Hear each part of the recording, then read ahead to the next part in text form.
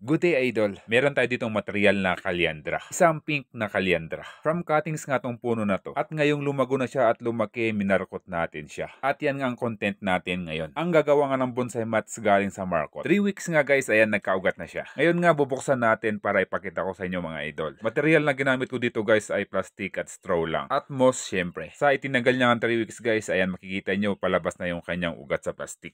Ayan, open natin idol para makita nyo kung gaano kaganda at ka-healthy yung kanyang mga roots. Ayan idol, pwede na nga natin tong i-harvest. Sa kalyandra nga mga idol, kaya nito 2 weeks lang magkakaugat na. Basta't daily lang ang pagdidilig sa kanila. Ngayon guys, gagawa na nga tayo ng bonsai material from Markot. Siyempre ang first step natin ang pag-harvest sa kanyang puno. Next naman ang pagtanggal ng kanyang pagkakabalot. Next step, lilinisin natin ang ugat idol. Tatanggalin nga natin yung mga naiwan ng mga moss dito. Nang sa gayon, makita natin ang mga ugat na dapat tanggalin at dapat iiwan.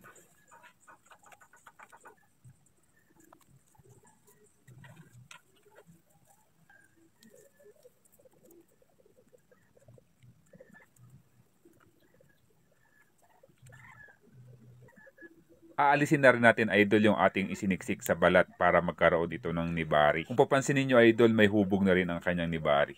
Yan guys, ito na yung nabanggit ko kanina. Hindi kasi lahat ng tubo ng ugat maganda ang latag. Meron ngang mga ugat na mataas ang tubo tulad nito. Na hindi na natin kailangan dahil nga masyado ng mataas ang mga ito. Next idol ang isetback natin itong ating sanga. Gagawa lang nga tayo ng mamay size idol.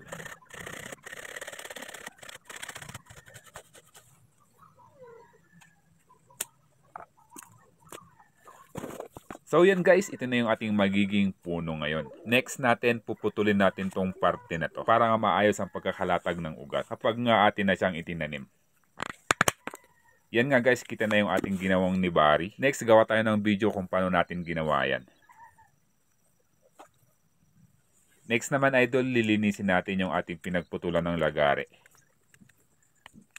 Yun at setback na rin natin to. Yan guys, syempre ito ang magiging abang natin para sa ating first branch. Next, oras na para maitanim ang ating Markot.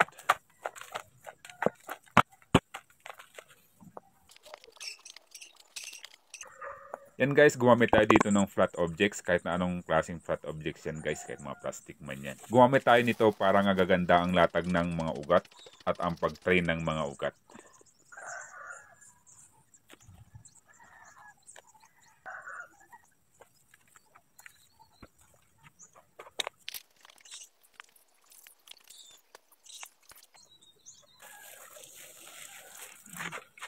Yun nga guys, abangan pa rin natin ang part 2 nito. Salamat sa suporta.